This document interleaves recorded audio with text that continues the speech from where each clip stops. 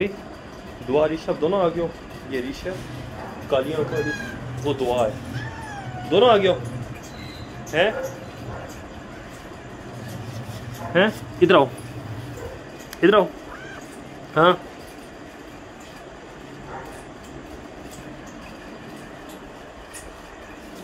इधर आओ ना, चपेरे खानी है ऐसे हैं।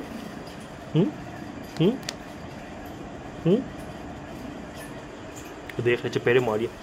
हाँ हाँ मालूम से माती है, चलो मालो से हैं। हो ले इधर आ, तू देख रही चपेरे पाड़ी से